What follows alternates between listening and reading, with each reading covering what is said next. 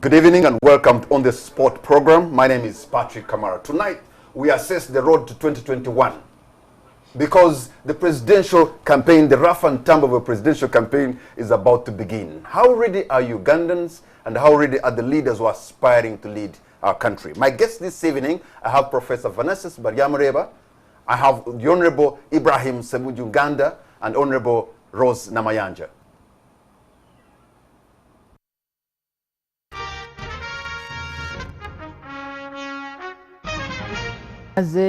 All right, gentlemen and lady, thank you very much for having responded to our invitation. A warm welcome to all of you. Thank you. Thank you so much. You know, when I invited you to speak about the road to 2021, I didn't know that there was going to be mayhem at Makerere University. And as we speak right now, Makerere University has been a lot of violence. In fact, 2 students are in a coma at Milago University, having been clobbered by the military and the police. One of them suffered a broken rib. As we speak right now, the military and the police is at Makerere University. They have chased away the journalists, so I can say that Makerere University is in a media black hole. We do not know what really is happening because the journalists have just been chased. But what we know, that it has been bad, it has been ugly, and we could also say it has been bloody. Let me begin with you, Professor Vanessa Baryamareba, because at one point you headed that university. What happens that for a vice-chancellor who's well-meaning, with well-intentions, the moment you step in that office, it's like a poisoned chalice? You know, I mean, Makerere University is the oldest university in Uganda, and it's been there for quite some time. Even when we have other universities, people still talk about Makerere University like it's the mother of all universities in Uganda. But looking at Makerere University issues, right from the days of, all these people have been activists at Makerere when they were students. I mean, I think the law has not been clear, the legal framework for Makerere University, and also for the other universities. We used to have the Makerere University Act, now we have the University Association Source Act. But when you look at the legal framework, it does not really clearly define the boundaries of staff, when you have staff associations, the boundaries of students. So in the past, everybody, whenever you want something, like you come up with a strike, you finally get it. Like you remember in the past, whenever students would strike, if there was a fees increment, it would be ignored and that would be it. If staff strike, then there would be salary increment and so on. So people thought that striking is one way of getting what you want.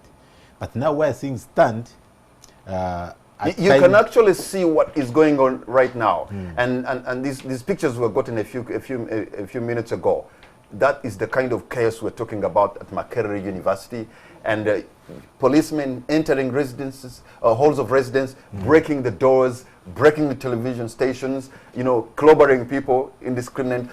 Why would that happen to one of Africa's top institutions? That is too much for me. What I would have expected is, you know, for police or the soldiers to be there to keep law and order. If the students were calm, which I heard they were, then there was no need of using that much force. Let me come to you, Honorable Rose Namayanja, because you are a party leader in NRM, and the question I just want to begin with: are you ready to condemn this on the side of the military and the police? First and foremost, I want to agree with the Professor Baryamareba. He has been there at the university as a leader, as an administrator, and therefore he understands, like you heard, he talked about the legal dynamics and the other issues, but bottom line is that striking is not the best way. Much as striking is not the best way, excessive force would also not be the best way. There are those days when student leaders would dialogue with the university. So to me, it calls for both the students' leadership and the university leadership to identify those areas of concern, because I was just watching on TV, these are things that are just happening or are happening right now. And what I just heard is that it's about tuition increase. Here is a young man who started his day able-bodied, who could walk by himself, but now he's being helped to walk. He's an able-bodied, maybe 19 or 20-year-old who cannot even walk. I do not know the dynamics. I don't know the circumstances. Have they served? Have they protected tonight? I have said, first and foremost, striking is not a solution. Two, excessive force is also not the best way. We have had situations where you remember some police officers were there, went there, and even sat. I remember Omara, Officer Omara went and even tested the food because they were striking about the food.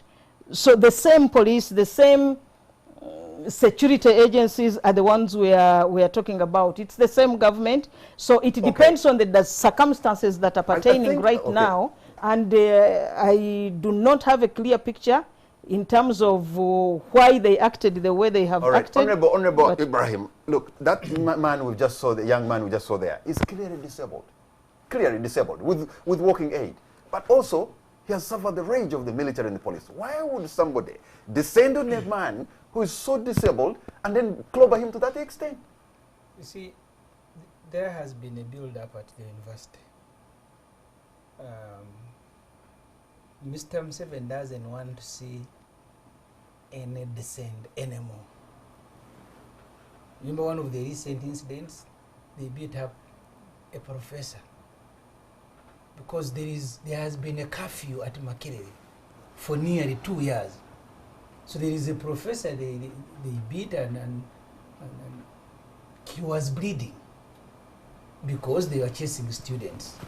So these images, there cannot be any justification. First of all, what is the military doing at the university?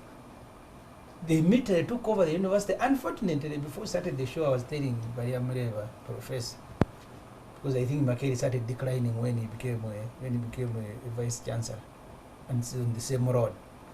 You had Karim as a vice chancellor fighting the state not to terrorize and brutalize Makerere.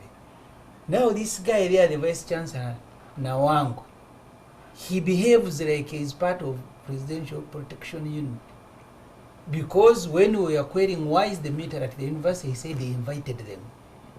If you are going to lead Makerere at gunpoint, are you really worth? You're actually saying right now that Professor Baryamurewa's time, this is when this chaos started. That's when those are the seeds he sowed. That's when the standards started getting low, too low.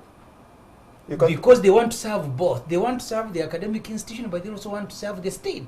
You can't achieve that. Makerere has always played a moderating role in the politics of Uganda. But from Baryamurewa to all the pharaohs who have come, they are all seeking to impress the emperor, and that's where the problem starts. I don't think you're going to take that lying down, Professor Baryamurewa. You can't be a vice chancellor and you're inviting the state to terrorize your own students. I have seen statements made by this Nawang. That's what I mean. This is the effect of what has been happening. Professor Nawango is a gentleman who came into that office with a lot of goodwill. I had thought Baryamurewa would be the worst, but this is too much now. But even his own newspaper, The Observer, was covering me so saying I'm doing a great job. So I am not an observer. It's also wrong to say that strikes have started during. But seriously, Professor Baryamurewa, we are getting reports that a parent who watched a clip of his child being clobbered by the military, and that was covered on TV, he collapsed. And I'm told he has since passed on because of the shock. Sorry. 2 students in coma at Milago, one with a broken rib. These things are serious. We are really degenerating. If you look at the last 20 years, actually my reign was the one that was most peaceful. In the last 20 years, the students wanted to strike. I would go and talk to them. I would even end up in Nkuruma. We discuss. They abandoned the strikes and so on. The staff would come up and then they end up in the State House. They negotiate. They get their pay rise, and that was it.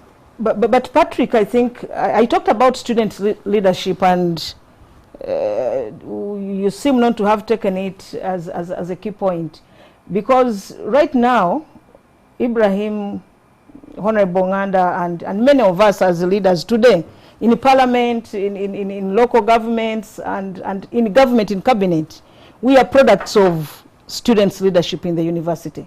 And at that time, there would be progressive and constructive dialogue on those issues. Namanja, when we were at the university, there was a strike.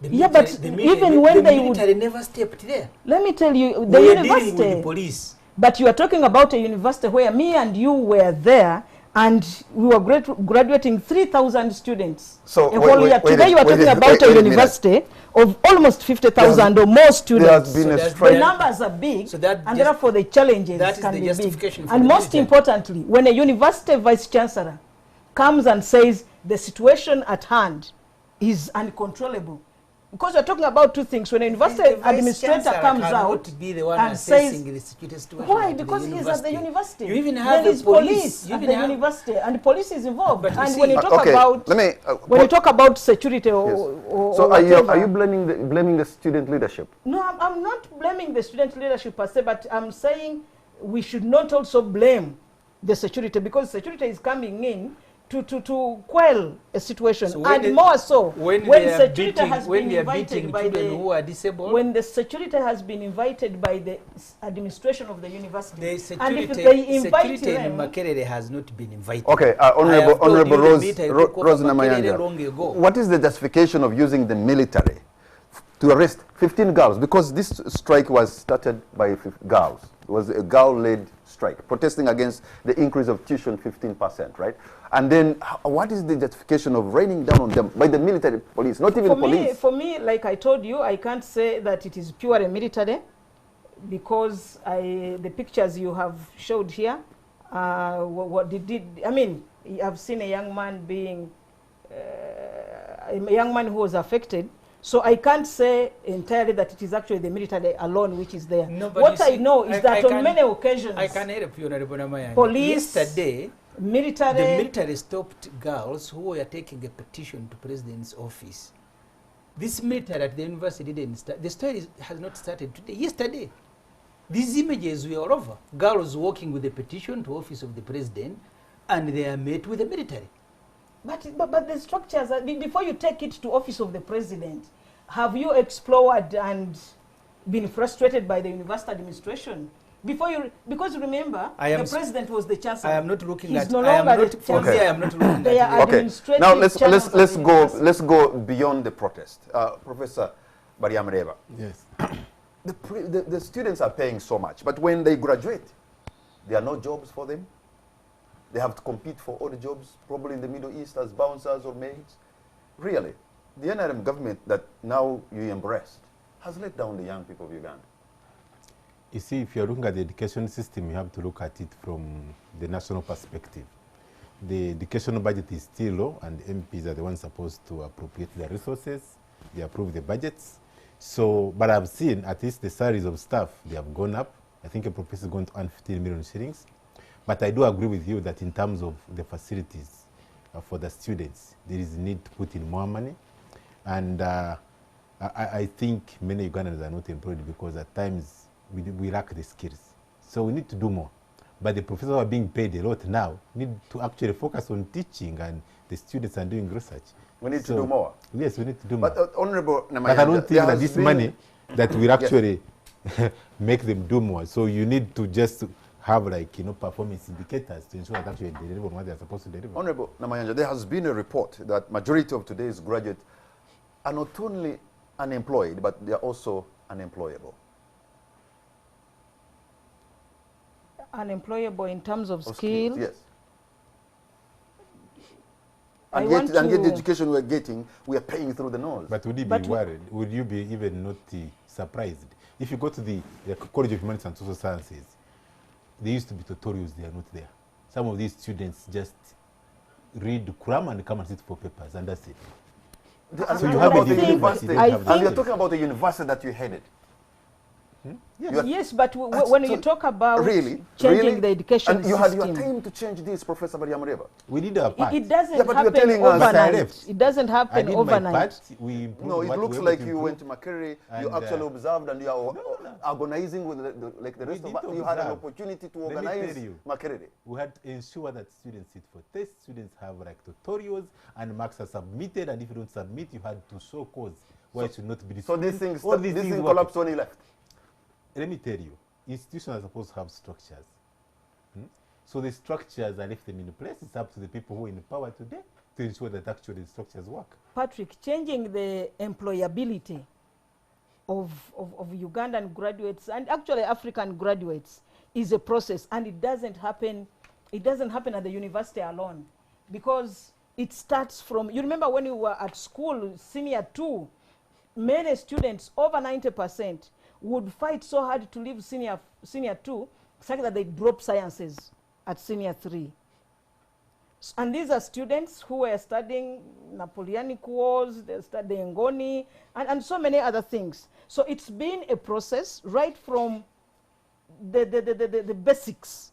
That's why today when government says we want sciences as compulsory at O level, that means the number of students taking up sciences, and the thinking has changed, that you must be so bright, you must be a genius to take sciences. And the more we emphasize sciences, the better for us. That's why sciences are compulsory at O level, such that we increase the number of students who get skill-based education. That's why when increase of salaries for teachers started, they started with science teachers, those that teach sciences. It's a process. It's not, we would deceive ourselves to think that the reign of one professor will change the entire system. Okay.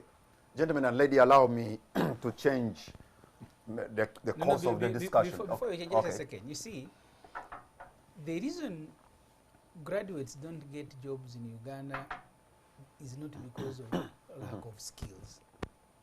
Since the Makerere started, we've trained about 4,000 medical doctors. 1,500 of those doctors are living outside Uganda, not because they lack skills. Actually, there are some centers of excellence at the university. Yes. Our medical school, for example, I'm told is one of the best in Africa. And we have people who have even come from the northern hemisphere to come and study Makerere Medical School. So you're blaming graduates for no reason. This economy is not producing jobs.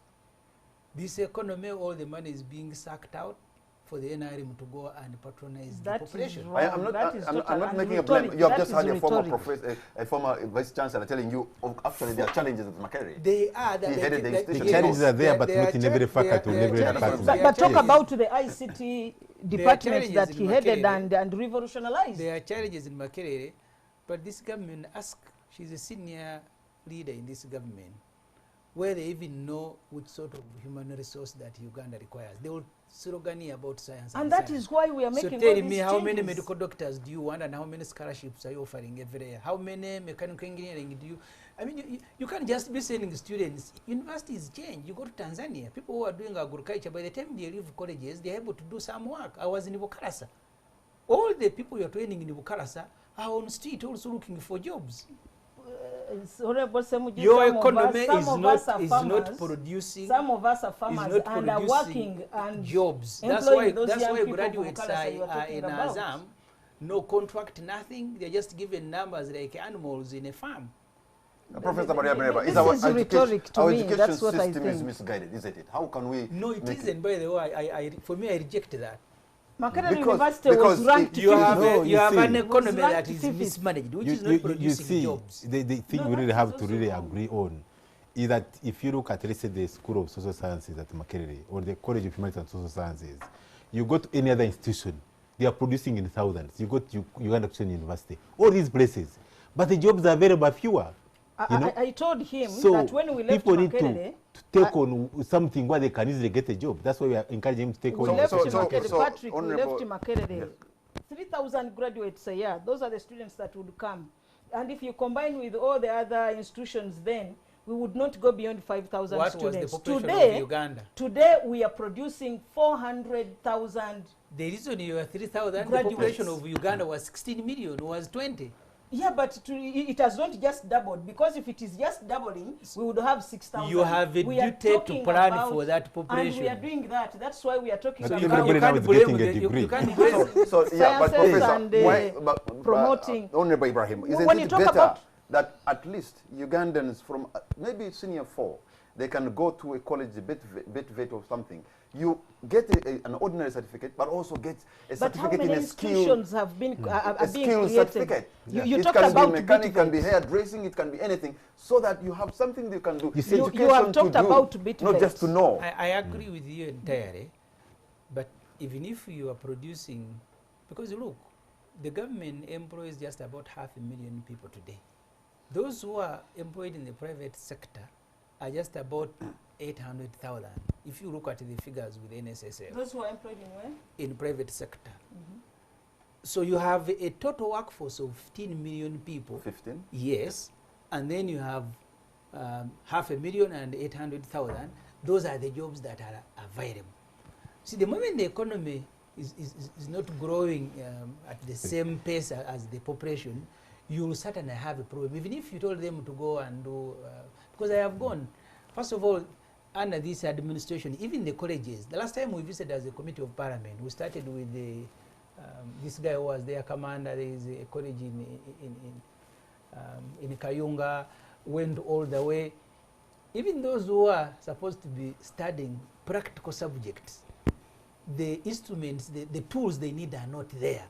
I remember we had a very big argument with the president. I said, no, instead of people crowding in villages in ignorance, let them go and crowd at the university. So the economy must in itself be able to absorb. I mean, look at people who are going to the Middle East. Patrick, let's look What at do the they economy. do? People who are being absorbed in Dubai and Abu Dhabi and Qatar, are they engineers? Are they doctors? But they have these jobs. Of course, you can dismiss them, but that's where majority are going. Even those jobs are not here. Patrick, when you talk about the economy, I want us to look at it from a holistic perspective or point of view. The president has, on many occasions, talked about the courses being offered at university. He regularly talks about SWASA and says, somebody graduates in this kind of thing, what will he do? But a step has been made. We are forgetting the investment in infrastructure. For you, if you are a Kampala-based, town-based politician, you may not understand where, power is. I mean, if it goes off, it's a bad thing. But those areas where power has reached for the first time, you look at small 3-shop township turning into a trading center. And somebody brings his salon equipment, somebody starts a grocery, somebody puts there a maize mill because of this. I've seen electricity. So investment in infrastructure. Go through the sub-account of Kicheche towards his home in Uganda, and the people there just look at the wire lines. We have actually borrowed. No, yes. that is wrong. We have actually. I want you to go to a place. If you went to Nakaseke today, where you come from, I want to talk about Nakaseke. Go to a place called Mairikiti, a very rural area which has got power just like 2 years ago. In Mairikiti, it was a very dull, and you could not imagine the level of activity that has come up just because of a power line from Buliake to Kalagala.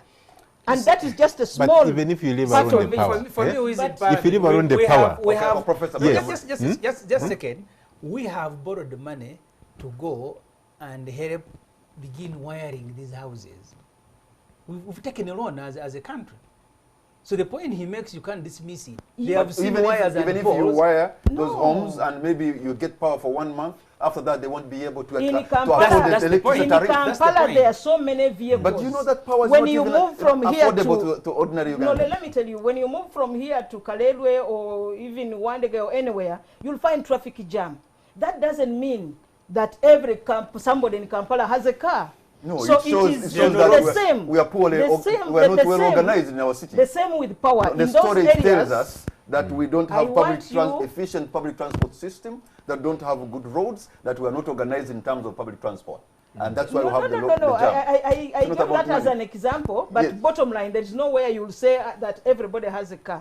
But if you talk about villages where they have seen power for the first time, and you see those they that have actually seen the power, but they don't have it. No, but what about this investment in terms of just cottage industries? A loan in parliament for you even to go and take that electricity in their houses. They are just seeing poles and wires passing by. Those that are being wired, it's like affirmative action.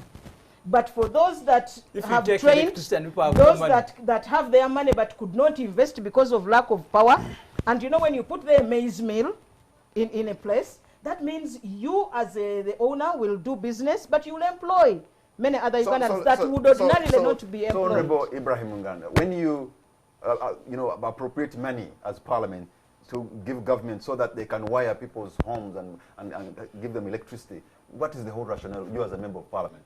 after you have given them You see, the reason power that, the reason, in their small hearts, are you also going to be giving them money the reason, to the reason that is done, to put their yaka? you've borrowed the money to extend, part of the money has come as grants to extend electricity to rural areas.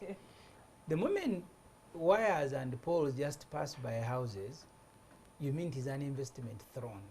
It was a very big argument. It was like, okay, we have no option, let's just go and borrow again and then put electricity in people's houses. And for me, that's the point I made earlier. The moment the economy continues struggling the way it is struggling, you will have problems even if you extend electricity to every part of Uganda. Because even in Kampala, Professor Bariamreba, Yes. Professor Bariamreba. you still Now, have that 71% is of the part-time. population using. You know, that means you have given people the opportunity, but they cannot even harness that opportunity. You still have to give them, you know, like you have taken the horse to the well and then you still have to force it to drink, really. Then you're in big trouble. You know, at times you have to push infrastructure across the country. Even roads have to go where some people don't even have cars, but with time the cars come. But you see the figures the Honorable Gandhi is giving are very deceptive. because if you go around Kampala, No, no, it's okay. Which you figures have I given? informal One sector, at you a talk, time, you talked Honorable. about NSSF figures of 800,000 and so on. You go around Kampala, most of these guys earn a lot of money like mechanics. You'll never capture them. They are in the informal sector. Go around the country. Farmers don't pay money to NSSF. They are making a lot of money. So as much as we are saying that there are some graduates who are not employed, but many Ugandans are in gainful employment. But I also want to make the point, Parliament or government cannot say we want a loan to put power in Semuju's home. Well, he's a That member of is Parliament. just- Borrow the money. This is No, what he's but the big project is rural electrification. That means Yes, taking power power went there to and we were institutions. just There have seeing it. been districts here which did not have power, and gone is that process. Right now, we are saying that every sub-county in Uganda, at least there must be power, which was not the case, and it's going to be done. But this last mile, Which goes to schools, it goes to hospitals, institutions, schools, clinics. hospitals. It goes to those trading centers where I'm talking about a maize mill, where somebody can grow his or her maize, have his chicken or her chicken, but that get this maize, take to this nearby maize mill and get maize bran plus his or her pocho and then do business. Even here in Kampala where we are, our streets are dark. There's no money even to light the streets themselves. You can see how For the you, you're stations talking so dark. about lighting streets. But people are being murdered. the People are issue, being murdered in Kampala. It's a security issue. If you have so many people in a city and there's no electricity, there's no lights, then you know that. Patrick, I'm saying you are talking about lighting Kampala. It is yes, lighting and curbing criminality, and it is this government itself that has said we need to have cameras, we need to light up Kampala. That is being done, but it can't be done at the expense of the rural electrification project and empowering the economy. By the way, it's the rural areas that feed in all aspects. It's the rural areas that build the economy that we are talking about today. Just one small point. I take issues with the professor.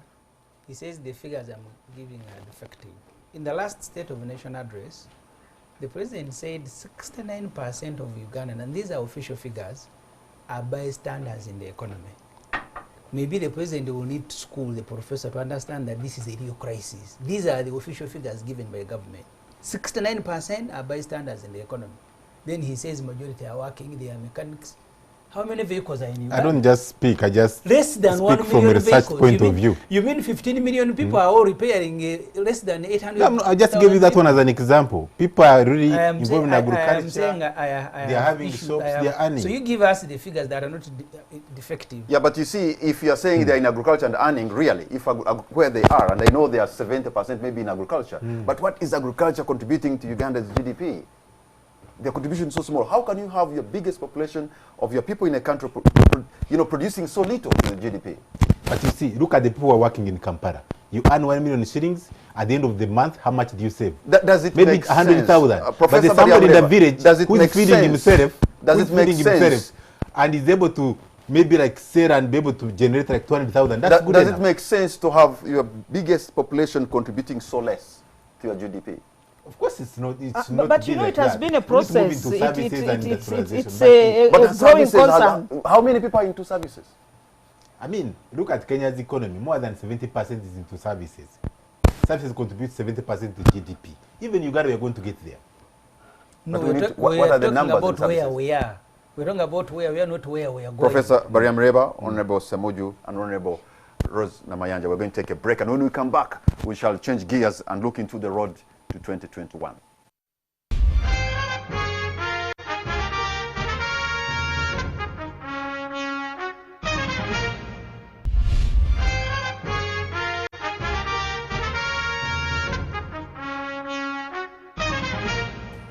Welcome back. You're watching On the Spot. My name is Patrick Amara. My guests tonight are Professor Vanessa Bariamreba, Honorable Ibrahim Semuju Uganda, and Honorable Rose Namayanja. Now we want to look into the road to 2021. Let me begin with you, Honorable Ibrahim, because I have heard from Dr. Kizza Besigye, who's really the opposition doyen in this country, that FDC or even him should not be focused on the election in 2021 to remove Museveni, because that will not. What will? First of all, I have not heard him say that, because as a party we prepare for these elections. But we have had the elections before, including, by the way, by-elections. You saw what happened in Hoima. The NRM will have ballot papers that we are going to use the following day, I think a week in advance.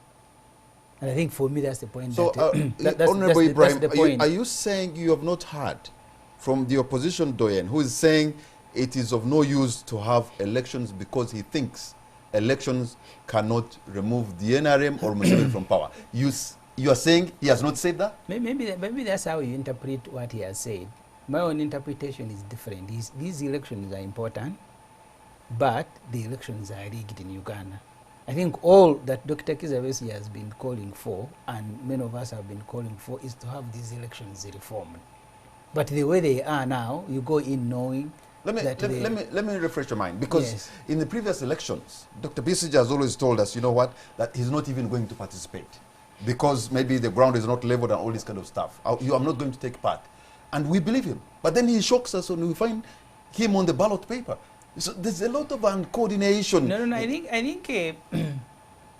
I have been around for now 10 years and been close to the process in the FDC and process leading to Dr. Kizza Besigye being a candidate. The debate has not been only by Dr. Kizza Besigye. In the last elections, we even had religious leaders. We are moving with them demanding for reforms. When Dr. Kizza Besigye is frustrated as a participant, I don't want to discuss Kizza Besigye. I want to discuss the causes for his frustration. We still have elections that are being rigged, and you are aware. So for me, that's what I want to discuss, because with or without Besigye, we'll still be complaining about the quality of Okay, still with you before I come to Honorable Namayanja. Yes. If you are saying this, the environment, maybe the ground is unfair and the political environment, but you know what? It's not going to get leveled. You'll have to swim from the deep end, because if you're waiting for the ground to be leveled, it will never be. And we've been struggling. They have invaded parliament, and I was the first to be picked and beaten. I ended up in hospital. It was not a music show. Kizza Besigye has literally sacrificed his life. So we've made a contribution that we think we need to make to our country. And that's why we continue calling them. That if they really care about Uganda, I think we need to change course as a country. So the trouble is that people judge you either if you have succeeded. The moment you have not succeeded, they forget about everything that you have done. But you've seen us. Everything we can, we've done. But we continue demanding. Because, see, this is not our estate, that the entire responsibility to reform Uganda's elections is on Kizza Besigye's shoulders and Semuju and maybe a few. But we will continue leading and we will continue making a contribution. But we think the country, because you see, we're not going to be the sole beneficiary of fairly organized elections. All of them, including NRM, they're going to be beneficiary. Let me tell you, the time I've been in parliament, many of the NRM people will not speak publicly, but in private, they are also demanding that these things really, they need to change. You know, maybe he has a point, and this is why. Because we saw the president this year going on countrywide tours in what was supposed to be wealth creation lectures. And yes, you gathered the people, and you know, at the district, and I'm told you're giving each participant 300,000 to come and attend a class, and he's lectured too, which was supposed to be a wealth creation lecture, but really this was a presidential campaign, not even in disguise, and that is not right. First and foremost, when you talk about elections, the opposition thinks that the elections are fair when they win. No, we don't. When Honorable Semuju wins in his constituency, they'll say it was free and fair. No, I have not said so. On several occasions, you gave an example of Hoima. Yes. And it's not the first time. But for us as NRM, we know when we go in an election... You didn't see ballot papers in the hands of NRM people, Honorable Namayanja. No, that's not the issue, and a lot can be fabricated. But for me, as NRM as a party, when you go in an election, I've had, by God's grace, the opportunity to participate personally as a candidate. When I go in an election, or even when NRM goes in an election, three things must happen. You either go unopposed, you either lose an election, or win an election. And somebody must expect that. But for you to think that when you win, it was okay, and that when you lose, it was rigged, that is wrong in this. Honorable Namayanja. Secondly, let me first put this across. Secondly, when you talk about elections, people are just thinking about voting time.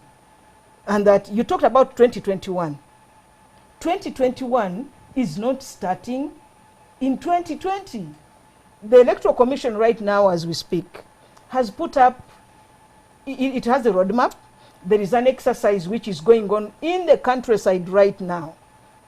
And I see opposition people saying, please, that thing is, it's rigging elections, do not participate. And that's where they get it wrong. This is a time where, and by the way, it's a process. Remember, Patrick, when we started in 1996 with elections, when NRM was in power, the voting process when you were in DP.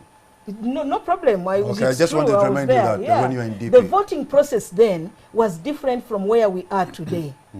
And each day that passes, there are progressive changes that come up. So instead of people thinking about 2021, 2021 starts 2 years before. Okay, that's why I was asking you a question. That's why I was asking you a question. Your chairman and the president of the Republic of Uganda went out to the country. And he went as the president of the Republic of Uganda. But when he's being pronounced sole candidate. Who was he meeting? First and foremost, because he said he was meeting people. These were not people. These were people with mandate, elected officials, councillors from the grassroots, parish councillors from Mpwede parish, from Kakakara parish. These are leaders of the people with mandate. And then they come with a project of endorsing his candidature. That's another thing, because they are politicians. But how do you embed that? But how do you at least I had the opportunity. How do you make it party chairman? I had the opportunity to attend a meeting. You are the Treasurer General, of course. Yes, too. for Wakiso and Kampala. You know very well that the majority of leaders, in the local government leaders in Kampala, are not NRM. And many leaders in Wakiso are not NRM. They were invited in their capacities to come and endorse sole candidature. For you, that's what you captured alone. And in every place that you went, that happened. And then remember, he's and then they would even sign there.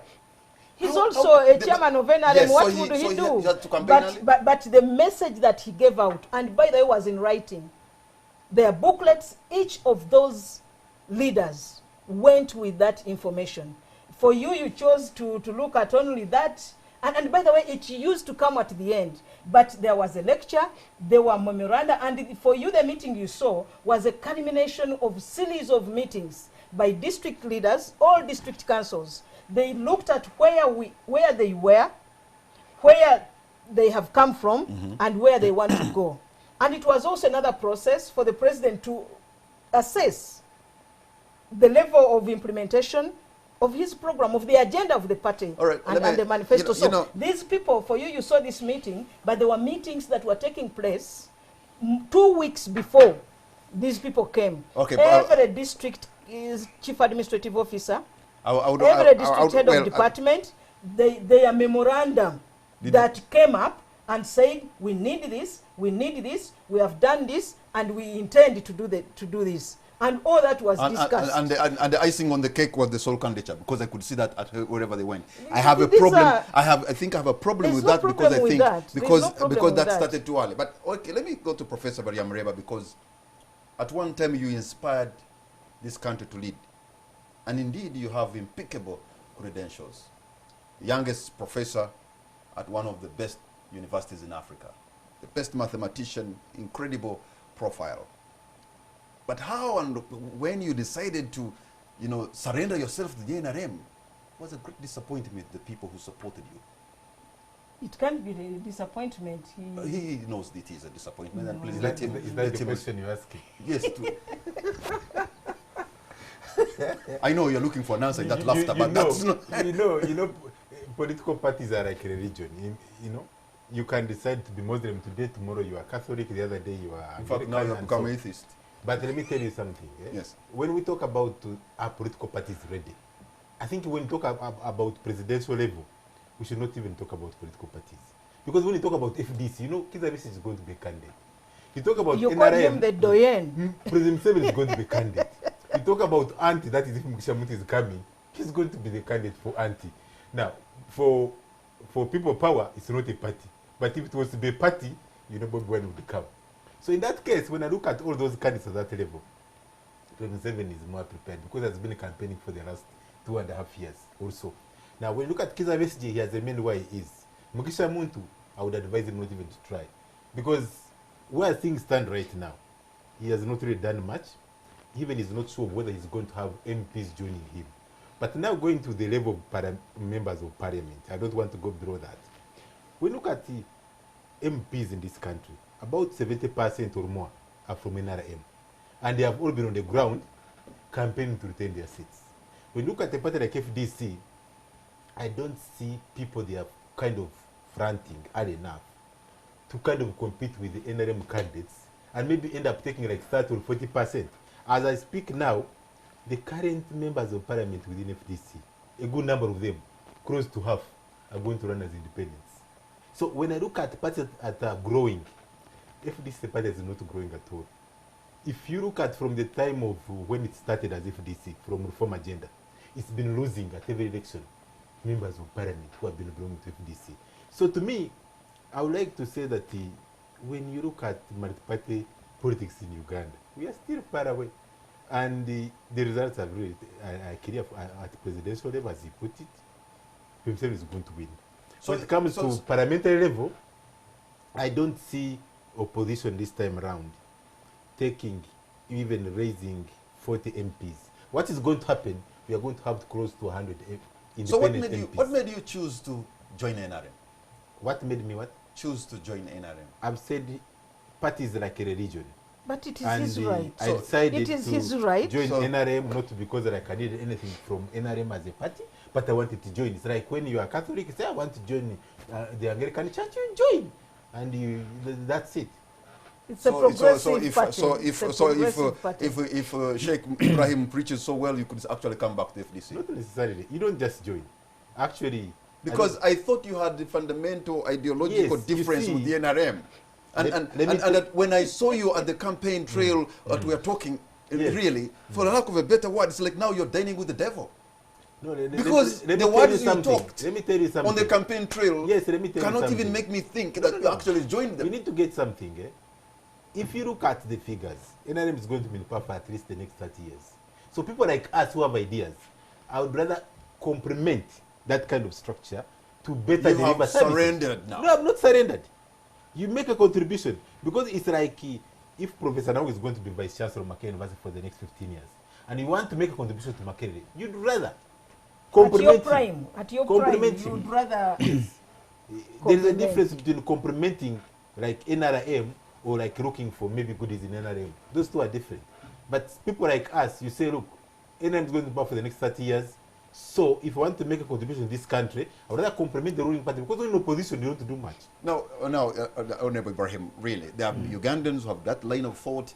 He's a corporate Ugandan, he's middle class, he's a professor, he's young, he's dynamic, he's intelligent and all that kind of stuff. And he's telling you, and by the way, maybe he even has a mathematical algorithm.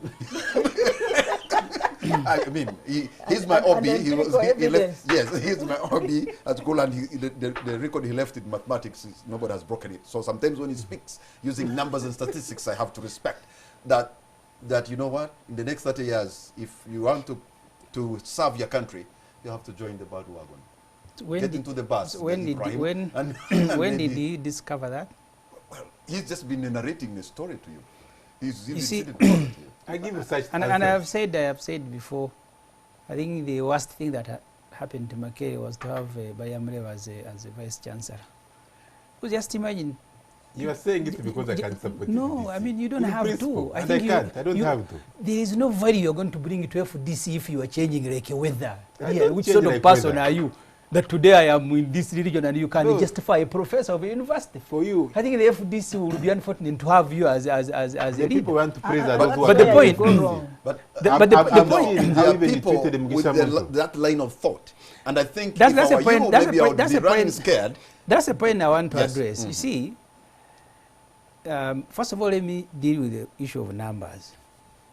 There isn't a single strongman dictator in Africa who doesn't have numbers.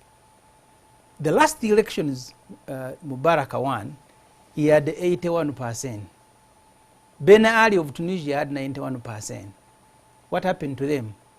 3 months later, they are being chased. I was in Khartoum when Bashir was welcomed back. That time he nearly got arrested in South Africa. All the streets filled to welcome him. You didn't know that 2 years later he will be chased like a chicken thief. Because how do they get the numbers? That's what you must. That's what you expect a professor to be addressing. The But quality. even when the FDC never quality- presented even 30% the of parliamentary quality- candidates. Yes. I The party that won elections when Mubarak left did not have a single MP in I think parliament. Professor Mariamreva, You now are- what you're practicing is what Norbert Mao at one point said. The That's politics called of one Wendi. Let me maybe explain. not necessarily. Let me explain. Explain. It is in your party, that's where you are, and that's where you think things can move. But it's in NRM where you think you can eat from. Not necessarily. You've given a summary. But let me address the issues you said. You see, there is no way you're going to stop people who are hunting for fortune from joining NRM. Because ask yourself, almost those who brought the NRM and shared its ideal went and risked their lives, one by one they have jumped out. I think the most recent one was Amama Mbabas. And Why? FDC, They didn't have to join FDC. Why are you obsessed with FDC? I think every shadow you see, you think FDC is chasing you. You're not chasing you. Your own record is the one that is chasing you. A university professor who can justify on television that you can be changing party every day and it is okay because they are like a religion. no. So for me, the point, even when I offered myself to join politics, we were a group. Namayanja was UID. I don't think the things she said when she was in UID have changed. But people have to make a decision. This was a firebrand UID member that I remember. I covered her. I will remind you after I'm so the show glad some that of I'm the, Some- the only some time that some of the the only time that statements I almost joined the politics courtesy of her. Yes, so there are individuals. There are individuals who are going to be individuals who are at one time will make a decision that now let me go and surrender and be able to pay school fees. There are many. I can tell you That doesn't when include we were in a group of Nkoba Zambogo, he said he will go and join politics. There was a reason to do so. Eventually, when the day for joining came, one by one they started looking at their shoulders, and they didn't come. So, first of all, politics is risky, and that's what we must be discussing. He says NRM will win, NRM will win. So, which party rigs the election and doesn't win? Even UPC was winning until it was removed by the gun. If it was going to go through another election, they would still declare themselves winners. And I think a professor should be bothered by the quality of the elections instead of coming here to say NRM now they have numbers. I think, Professor, how do they get the numbers? I think Ibrahim, in all fairness, point- Ibrahim makes a very good point that you should be analyzing, bothered by the Yes. quality of election and things like this. And what is the opposition doing right now He's going to in terms of voters registered? his next assessment is going to be Patrick, FDC. but Patrick, Yes, Honorable. for me, I don't get surprised when people continue saying that we do not have a vibrant opposition. I really don't get surprised because they miss the point quite often. This talk of somebody joining a political party. We have seen people moving from DP to FDC and others from FDC to this and joining other political parties. And I don't think it's because of eating. And the reason that somebody can sit down to eat in FDC and yeah, DP. but the reason why somebody can move from one opposition party to another opposition party can be the same reason why I find it better for me and for the people that I want to serve to move from one political party, DP, and I join NRM. But I think what they are failing, they are missing the point. The point is, find out as opposition, why do we lose elections? It's because you do not have structures. Does anyone need and to find it is out because of which this structure rhetoric. do you have, Namaya? Patrick, let me put my point. He's talking about presidential elections. I want us, because that one you can say there was rigging, which is also not the case. One time I was watching TV, at that time I was bedridden, but during the time towards the last presidential elections, one leader, actually it was Honorable Segona, he said in the last elections of, that was 2011, that 9,000 polling stations, the opposition did not have agents. So and he said it was the reason why they never even petitioned. And why don't you have let me put my point across. No, you are not making a point. The point I'm making, even if I don't have agents, you have no right to cheat me. No, it's not cheating you. And where is it in the law that I'm supposed to have agents? But the law is very clear that you're supposed to have agents. Patrick, I am not supposed to have agents. So it's true you have not had agents all over. They did 9,000 of the polling stations. Even they did not have agents. Have agents, and she knows what happens. No, but this was an opposition leader in Chiruhura in the last elections, during the first 1 hour of polling, they had arrested all of them. That's how Museveni, where he voted from, turn up was 100%, and all that 100% voted for one candidate. So let me ask you, Honorable let Ibrahim, me first put this point straightforward. Let's just look at the local government elections, local council elections, local council 1, village elections, which was by lining up. 30% of those positions were unopposed, and they were all NRM. And does that surprise you? It doesn't really, because you've forgotten that at one time they were all UPC? No. And you don't know why Museveni went to fight in Ruwero? That talk is that what's going to You see, the same point you make today is what Museveni made in 1980. That's how he ended up going to fight. By 1.1%. Museveni's party got one MP by accident, Crispus Kionga, but he was in the bush the following month. Why? One at a time. Is it not true that what you're saying that the NRM party... That's exactly what happened. Okay, can we have one at a time, gentlemen and lady? Is it not true that the NRM party and the state are so fused that actually you can look for the state and the party and you don't see it because they're just so fused into each other? I mean, doesn't he make a point? Isn't not that's how NRM started? So, but has it stopped now? It is changing. Has it stopped now? It started as a movement of everybody, and that's why people like Right Honorable Wakana Rugunda remained in NRM, others had to leave. But the few who left went into FDC, they moved on to other parties. But the reality that's why you even have a secretariat there with the people who are not even in parliament. The reality of NRM. But I am a treasurer of NRM, I'm not even a member of parliament. Yes, you're a treasurer. Let me ask you, Madam Treasurer, because look, sometime back, you know, at one time you held even a fundraising to build an NRM house. And you had all these businessmen who came together. And since 3 decades later, there's not even a... What do you call 3 decades? No, they are still using the State House as the NRM house. No. What do you call 3 decades, Patrick? Let's be very... Well, 3 decades in power as a movement, because there's been a movement. The NRM as a political party was started in 2003. The movement came in. For your information, as a political party. It did and not. Those are the records. That's how Martin Wandera left.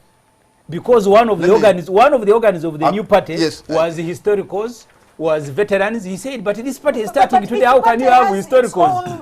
Each party has its own structure. A party that starts in 2003 and it has historicals. You gathered yourselves. You can live in the and deception. Uganda's top businessmen and fundraise and ask for money, and they gave you for all these years.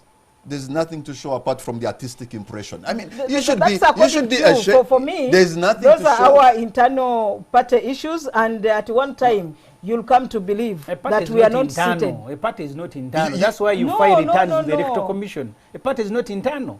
The administrative matters. A party is a public institution. Begin discussing administrative matters. You got to make a declaration to the Electoral Commission. For us as a party, we have structures. You don't have. You're just using from the the state. branch, by the way, and it's the only political party with offices countrywide at Where- the district level. Where did the branch of UPC go? I mean, UPC is not in power today, but for us, and that's why we The moment you use Day in, government, day the out. moment you use government as structures, the day you use government, that's where you will end. But the Because for you But think even government is your opposition as structure. political No, parties, no, Okay. no, no. The RDCs, how many do we have in don't see Hoima? structures on the ground. They are not structured. How So- many RDCs do you they're have not in there. Hoima? For In an election. So Honorable Ibrahim, are Yes. you going to continue agonizing because well the state is fused in, maybe the ground is not leveled? Because what we saw after Hoima, the loss, clearly the opposition internally, you seem to be on a collusion course. People Power and FDC, they seem to be That is hitting each other. weakest. And perhaps maybe People Power is the best thing that happened to NRM because let me now tell you you, for the are last 3 fighting weeks. amongst yourselves. I need him to No, respond the- to that. the- Because there's really internal squabbles amongst yourselves. What we are dealing with, and for me, what is bothering me, is that the country is taking the same route that Somalia took under Siad Barre. You are asking me to answer these questions. They are not personal. The moment you have a sitting leader cheating elections using state resources, the question you put to Honorable Namanya, she can't answer. The Which question fighting is and the that? competition, you came with a supplementary budget of 40 billion shillings for Mr. Museveni to go and campaign. All these are public resources, and for me, that's what is bothering me. So, where? so the point you're asking, we will make a contribution. We will continue sounding the alarm, but every single day we are making steps towards a failed state. When people who are paying the price in Somalia today were not born when Siad Barre was a leader. Let me tell you, the FDC is just making a contribution, even internally. And that's how Mugabe was removed, by his own people. He didn't realize that he was taking the country to the grave. So we are not agonizing. The competition you see and the conflict, they will certainly happen. Even within NRM, there are conflicts.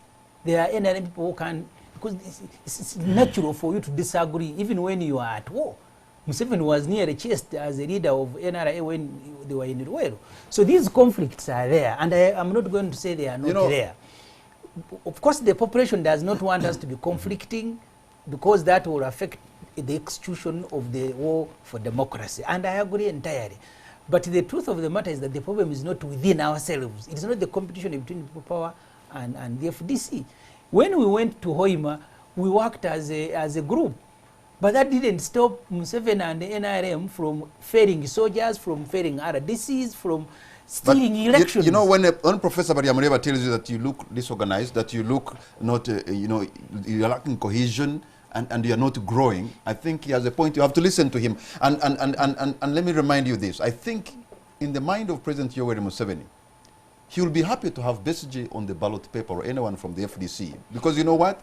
He knows such a person is beatable and there's something to show for it. He's done it 4 times and he can do it the 5th time. But we've won elections. You remember what Nyefuza told you? The coordinator of security intelligence? We've won elections, at least for me, I am sure we've won elections on 2 occasions. The only problem is that you don't declare yourself. I was in the conference center here as a journalist when Aziz Kasuja, the late, was reading results.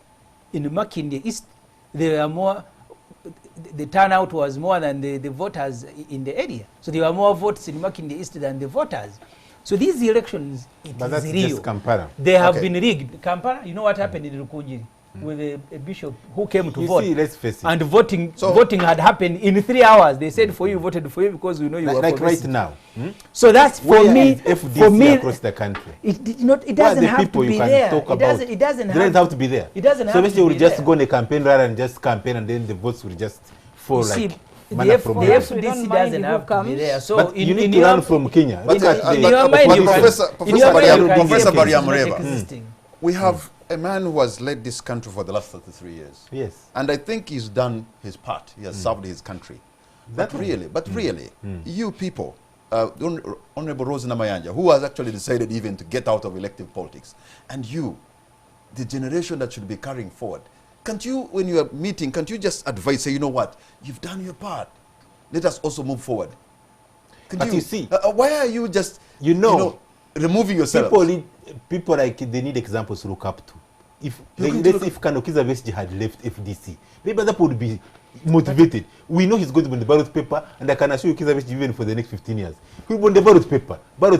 So at times even opposition is letting Ugandans down. So but what you are saying basically you and the young taps of NRM, the young taps of NRM now is right to contest. Secondly, it is within the internal mechanisms of FDC to say we want Besigye to be the president, and the same is to us as NRM.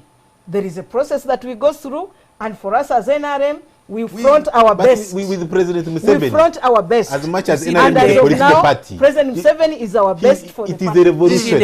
And he told you. I hosted him on this show. And he spoke with a lot of clarity about somebody who is at the age of 75 that doesn't have much he can offer. In fact, he even advised. He also told you he's a revolutionary fighter. He actually so he even advised his time. that if you want better leaders, it's better to go for those below 75. And he said he was not even going to be party to those who are calling for the amendment of the Constitution. There's an element of deception. I know perhaps he may not stand, but at least he was a party to those who are calling for the amendment. Yet he, in broad daylight, said he won't do that. But he's not standing as him. Most politicians will keep you guessing. I'm more inclined to believe him because he has tested the job. He knows the rough and tumble of a presidential job. And when he says it's not possible, you see, because you and I may not know. He has given you the answer. That what? That how many times has Besigye contested? Told that he's not going to be on the ballot paper, and he's there. He's a professor. He actually formed he's a other government somewhere. I don't know my children now. Gentlemen and ladies, we're going to take a break. If Makerere is going and when we come back, I'll open the lines so that you too can be a part of this discussion. We'll be right back.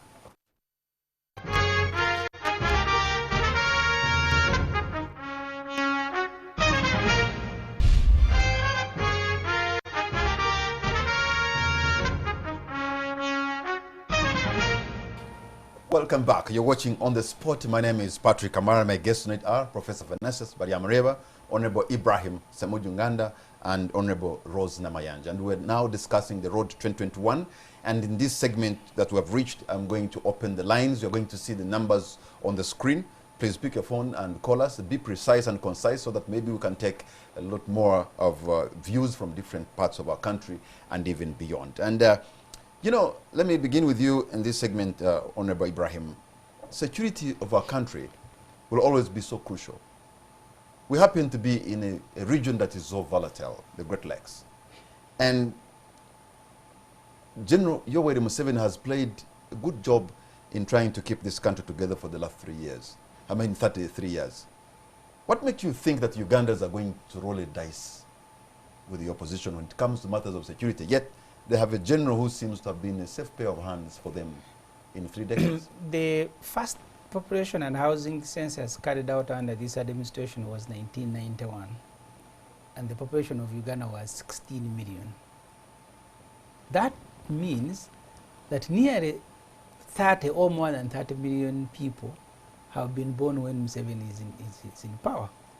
See, the blackmail of security is no longer an issue to them.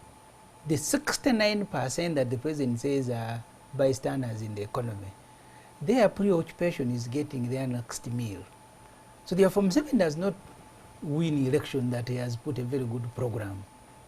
He simply rigs the elections, announces himself a winner, uses security to beat up everybody, uses all the public resources, and that's why the economy, since 2011... So you don't buy the argument that President Yoweri Museveni is good at security, peace and stability of a country? All dictators are very strong, even Gaddafi was. Don't you think there are people who do not want to change the status quo just because of that? Who are those people? Ugandans. The ones who are earning like Makerere and Namayanja Satan, they would want the status quo maintained.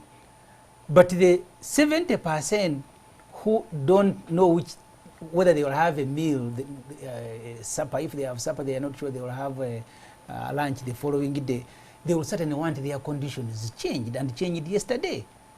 And that's why you've seen. You see, the Museveni, who is very popular, is the one now deploying soldiers everywhere. Now we are a country being ruled by the gun, be it Makerere, be it on the street. You saw today, just by confiscating phones from a few arcades, it was like a war in town. So Museveni understands these things. His supporters can pretend, but he knows that he's keeping this power by the barrel of the gun. The moment the gun goes away, I think Museveni will follow Let me suit. open the lines, and I have quite a number of people have been trying to reach us, and you have seen the numbers on the screen. Please, I ask you to be precise, and if you have a question, be sure who you want to direct that question to. I'm taking the very first call online. Hello? Hello?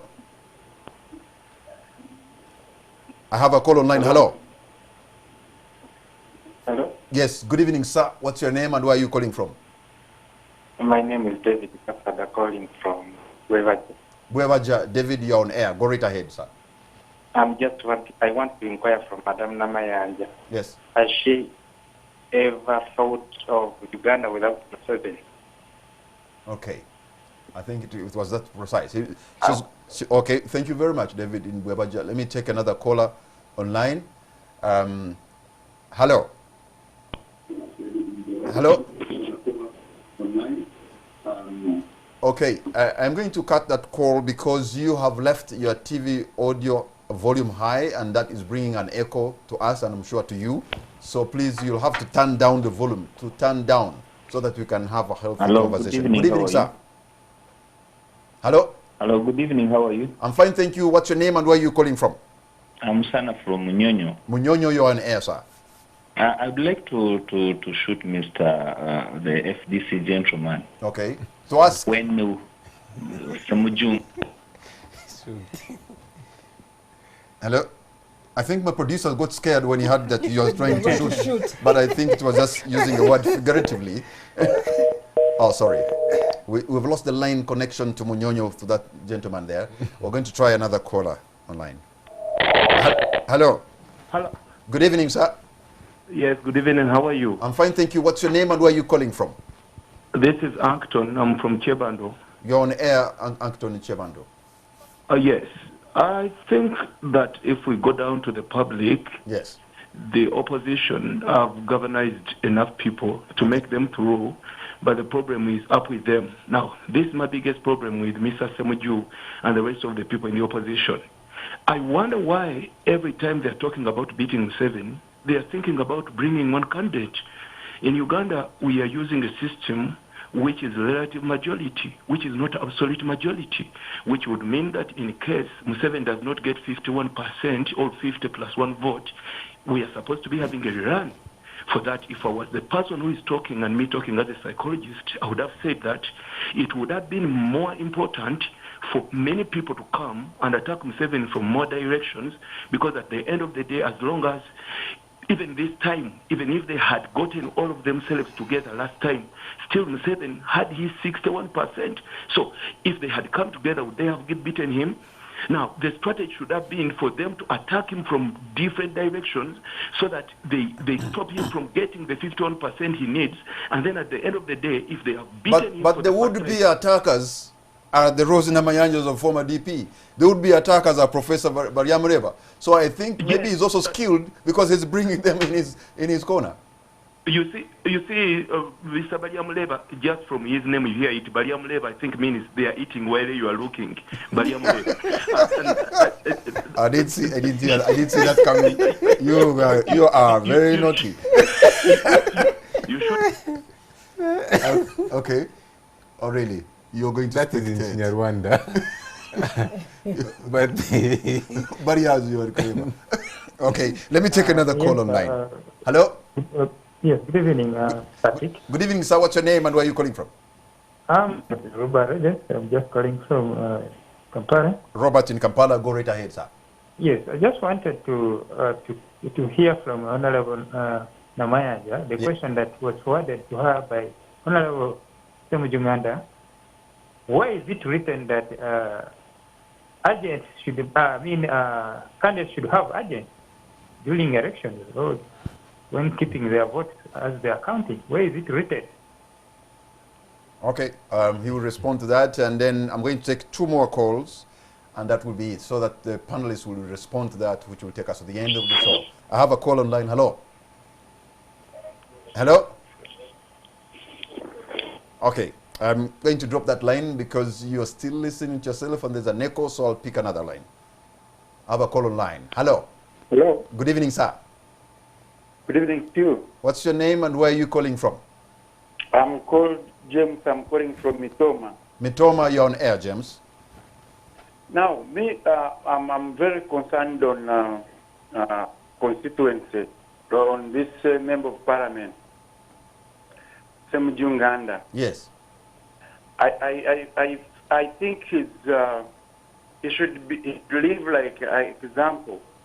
But if he's addressing people and he addressed Museveni like Museveni as if Museveni is his son and he wants to take on power, we really wonder.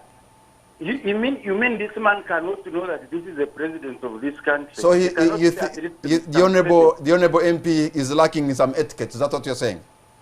He's lacking respect and he wants people to follow him. Now I wonder if this such a kind of people gets power, what will happen? Okay. Thank you very much, my caller from Mitoma. Mitoma, you have just gotten a new, I think, town council in Kabira. Kabira is now a town council, so you're enjoying. All right. I think, let me begin with the Professor to maybe, there was a question I think directed to you and then Honorable Semuju.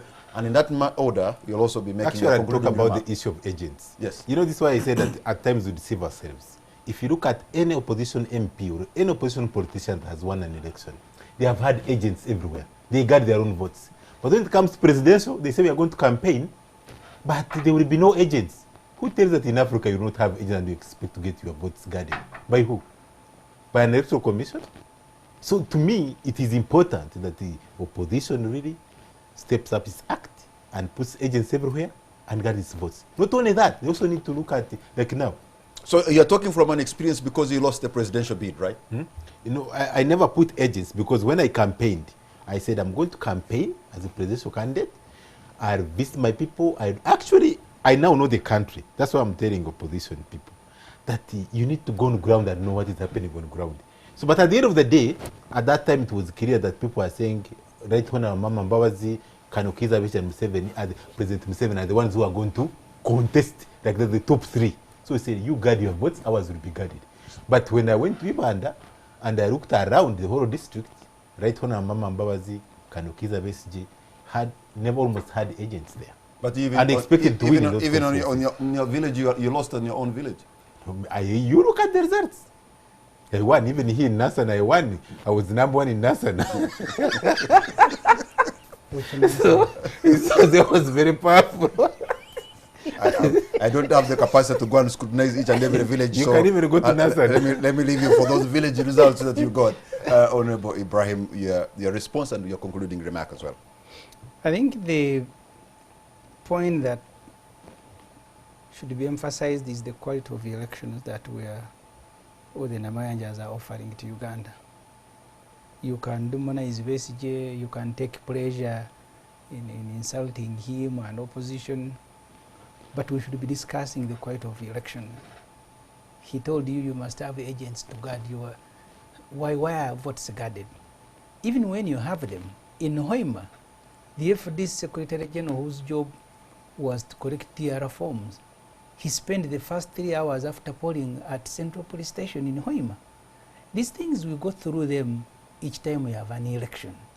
And they are the things that we will need to sort out the country. If we just care about winning, Siad Bari for 24 years, he was very happy. But he left a country that collapsed. And has never recovered. And I'm not sure it will. So that's what should bother a professor.